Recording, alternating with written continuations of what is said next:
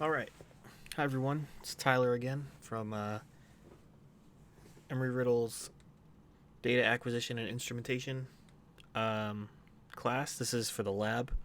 We're going to talk about motion sensors and alarms today. So, here is the block diagram for the sensor and alarm that I made. We have it on a 30-second time delay to allow you to set the alarm and walk away.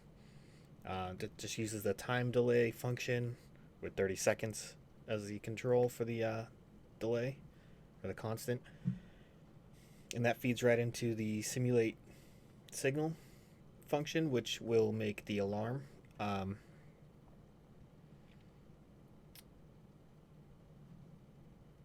Which is pretty much always running.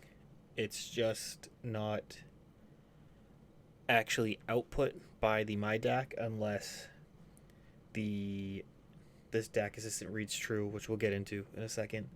So that's always feeding into a loop that has a 100 millisecond wait period. So every 100 milliseconds this is going to repeat. And now this DAQ assistant here is set. I'll open it up so we can actually see it. It's set to read port 1, which we can see right over here, digital port 1.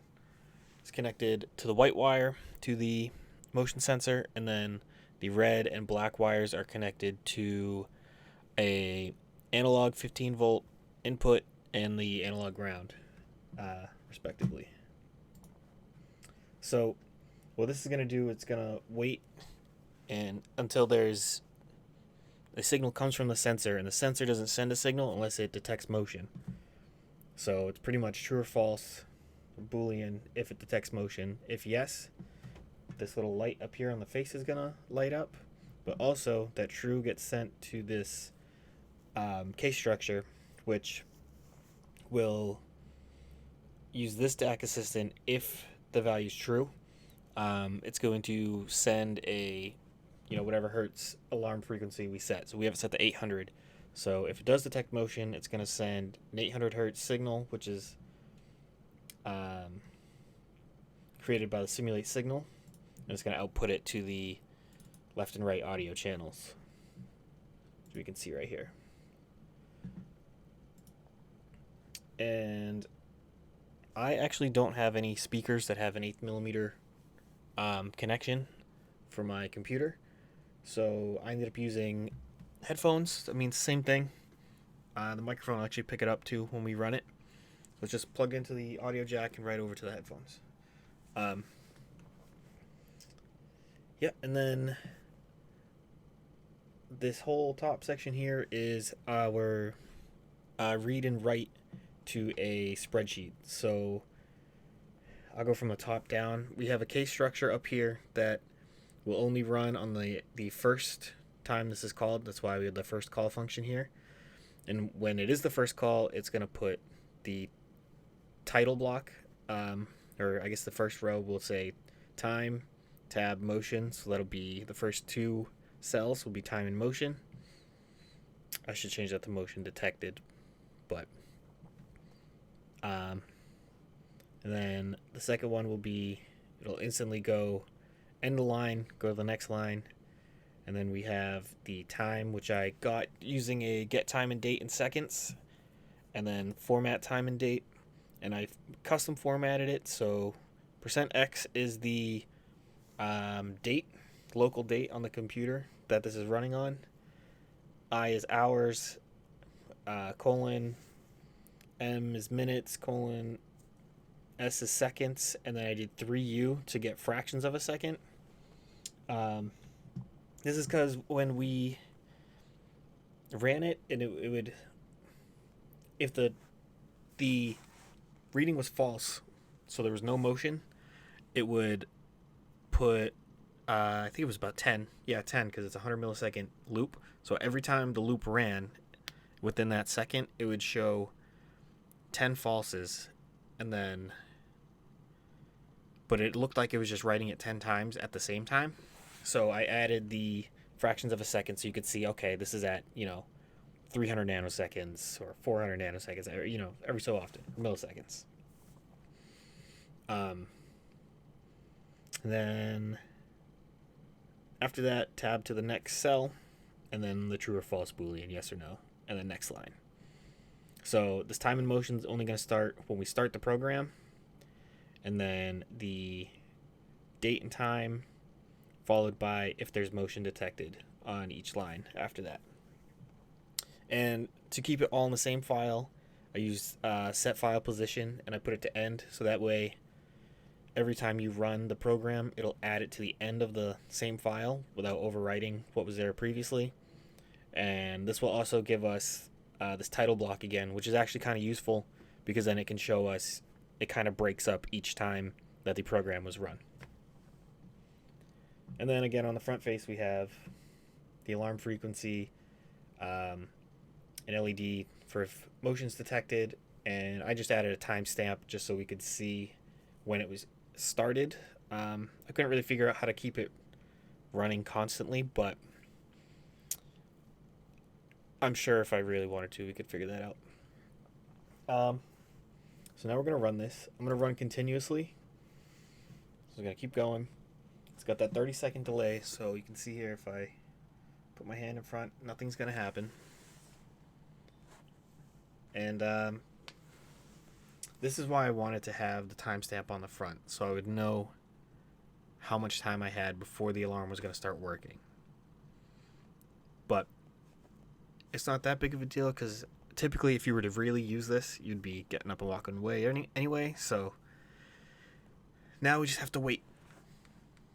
And we should be almost there. There we go. So now it's detecting motion.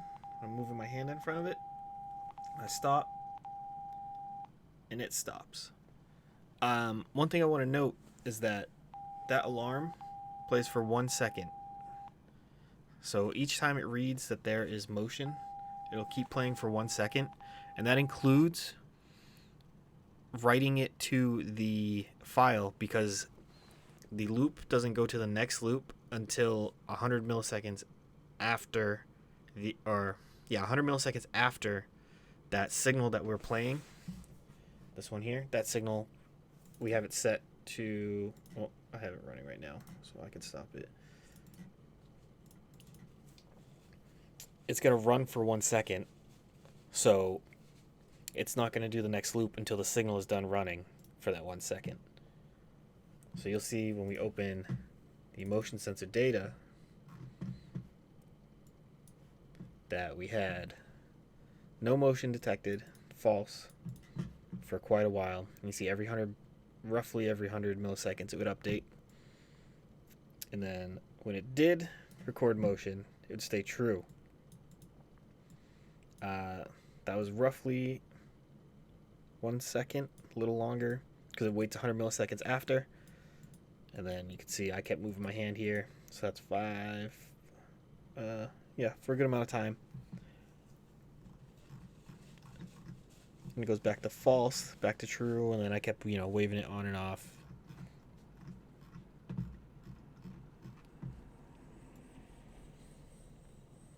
And then it read false for a while because it wasn't reading anything.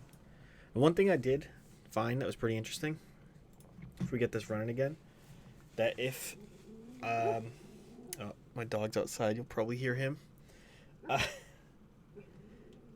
If we have an LED light, because I have like soft boxes that I was going to try to use to make the video look a little nicer, but if this is running, if this LED is on while the motion detector is running, as soon as it's ready to go, it's just going to keep detecting it.